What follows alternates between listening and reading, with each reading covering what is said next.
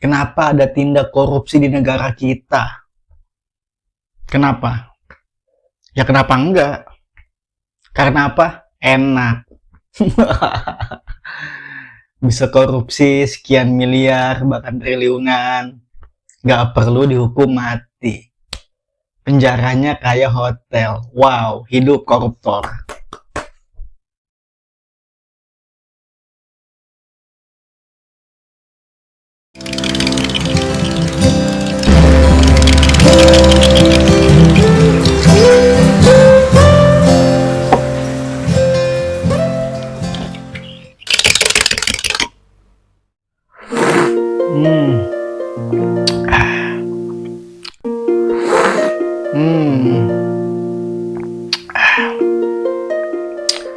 Yes, apakah kalian termasuk yang pernah muak atau bahkan termasuk yang sampai sekarang selalu merasa muak terhadap tindak korupsi di negara kita dan pengen banget yang namanya koruptor dihukum seberat-beratnya, minimal maksimal hukuman metong, hukuman mati? Kalau kalian merasa seperti itu, sama. Tapi, marilah kita coba menebak-nebak ya. Apa sih yang bikin mereka kok mau gitu melakukan tindak korupsi? Kenapa mereka bisa melakukan tindak korupsi? Entah tindak korupsi yang dilakukan secara sendirian atau solo. Atau tindak korupsi yang dilakukan secara kolektif. Menarik. Oke. Kalau gue tanya ke banyak orang, kenapa ada tindak korupsi, kenapa mereka para pejabat negara yang sudah kaya, hidupnya sudah enak, fasilitasnya sudah mewah, istrinya 4, uangnya banyak, hartanya di mana-mana, fasilitasnya, wah, hidup udah enak banget dah. Gaweannya pun entah apa. Tapi masih korupsi, seolah-olah masih merasa kurang, seolah-olah merasa miskin. Seolah-olah apa yang sudah dimilikinya saat ini tidak ada atau kurang terus hidupnya. Gue tanya ke banyak orang, itu mah iman, itu mah setan. Wow. Tapi gue gak ingin membahas soal keimanan ya. Bukan kapasitas gue. Kita bahas sebagaimana teman ngopi aja guys. Oke, jadi menurut gue, pertama, apa yang membuat para pejabat negara atau siapapun itulah bisa melakukan tindak korupsi? Khususnya pejabat negara, kenapa nih selalu aja ada kasus korupsi di negara kita oleh mereka yang di atas sana? Dan nilainya bukan main-main guys. Bukan goceng, bukan ceban. Miliaran. Bahkan sampai triliunan bisa guys. Apa penyebabnya? Menurut gua, satu. Karena mudah. Kenapa mudah? Ya, gue juga nggak habis pikir ya. Padahal kita punya KPK, Komisi Pemberantas Korupsi. Tapi kenapa korupsi selalu ada gitu loh? Gue berpikirnya kalau kita sudah membentuk KPK, Komisi Pemberantas Korupsi, ibaratnya dia itu wasit, juri, sehingga tindak-tindak pelanggaran bisa di stop gitu loh. Tapi kenapa dari dulu sampai sekarang yang namanya tindak korupsi ada aja? Apakah KPK tidak bekerja? Atau sebenarnya KPK sudah bekerja tapi tidak maksimal? Kenapa? Karena mungkin ditekan, digembosi, dilemahkan, disusupi, entahlah. Tapi meskipun ada polisi, ada pejabat berwenang, ada penegak hukum, ada KPK, korupsi mah jalan aja guys. Koruptor nggak pernah mati. Itu yang pertama menurut gua ya. Mereka tuh seakan-akan mudah melakukan tindak korupsi karena pengawasannya tidak seketat itu. Petugasnya bisa diajak cawe-cawe, pihak-pihak bisa diajak kong kali kong. Demi kepentingan bersama, demi kepentingan pribadi, korupsi tetap terjadi. Wanjas.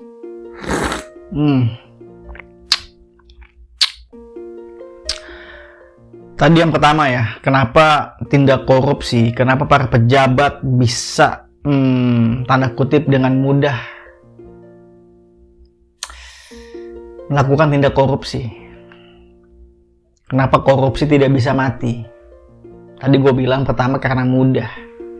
Bayangkan guys, kalau pengawasannya seketat itu, dari A sampai Z diawasi seketat itu, nggak ada sepeser pun uang yang bisa dimasukin ke dalam kantong pribadi, nggak ada sepeser pun uang yang bisa di markup, dikibuli, dimainkan, dicawe-cawe, dikorupsi.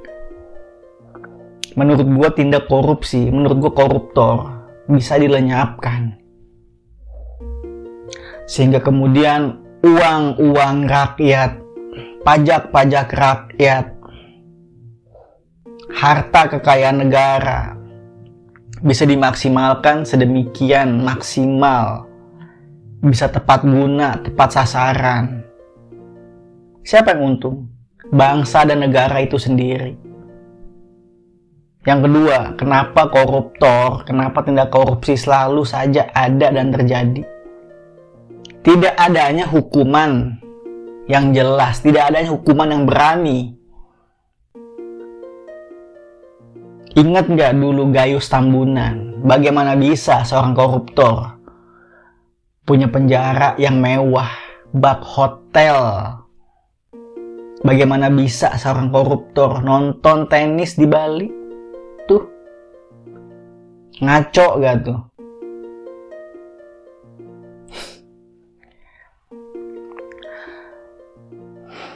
Jadi bagaimana?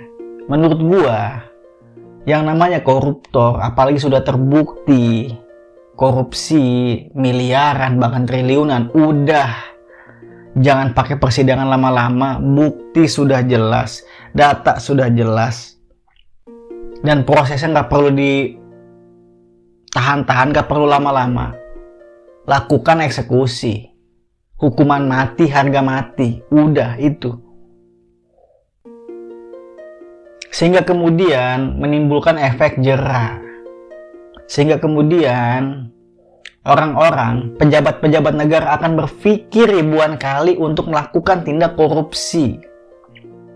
Sepeser, 2 peser pun gak berani. Karena tahu hukumannya mati, sudah pasti dieksekusi. Gak bisa ditawar-menawar, gak ada pengampunan, tidak ada cawe-cawe, tidak ada negosiasi. Pemerintahnya jelas, pemerintahnya kuat, berani, nekat. Siapa yang korupsi, hukuman mati.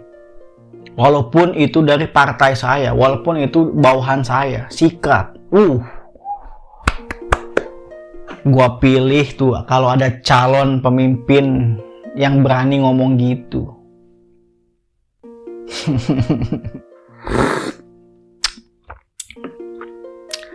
Itu guys ya. Jadi kenapa para pejabat bisa dengan mudahnya melakukan tindak korupsi, atau setidaknya kenapa para koruptor tidak bisa mati, tidak bisa benar-benar mati? Karena tadi mereka bisa dengan mudah melakukannya jika mereka mau. Mereka tahu harus membayar siapa, berapa. Mereka harus tahu bagaimana caranya bermain. Dan yang kedua, yang menyempurnakan kemudahan tadi, hukuman yang tidak jelas, hukuman yang ringan, hukuman yang tidak berani.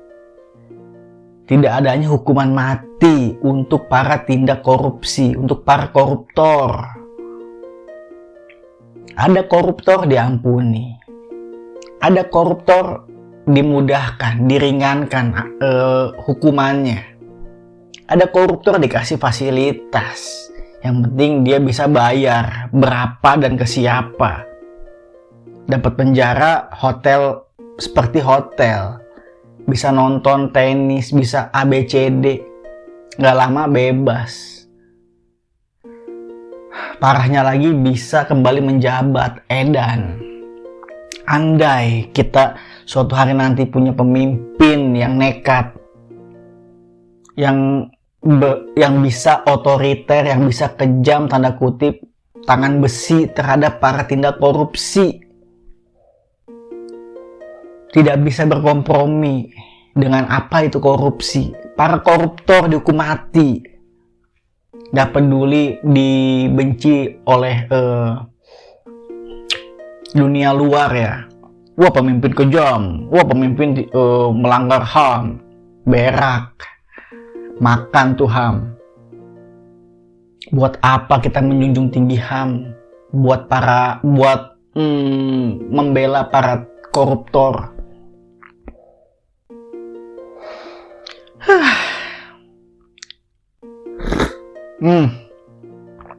Tapi ya udahlah ya. Walau bagaimanapun kita sebagai rakyat, warga sipil biasa, cuma bisa berharap, berdoa, semoga di kemudian hari ada pemimpin yang berani benar-benar memberantas tindak korupsi, benar-benar menghukum mati para pelaku koruptor. Kita doain aja guys. Karena walau bagaimanapun, jika negara ini bisa bebas dari tindak korupsi, bisa mengeliminasi semua para pelaku koruptor, insya Allah guys, manfaatnya, kebaikannya untuk bangsa dan negara.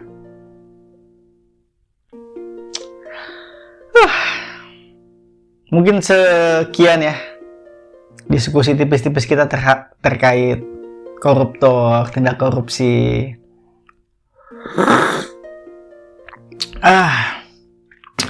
Oke, semoga bermanfaat. Hope you enjoy and see you in my next video. Sehat dan sukses selalu. Ngops lah. Assalamualaikum warahmatullahi wabarakatuh.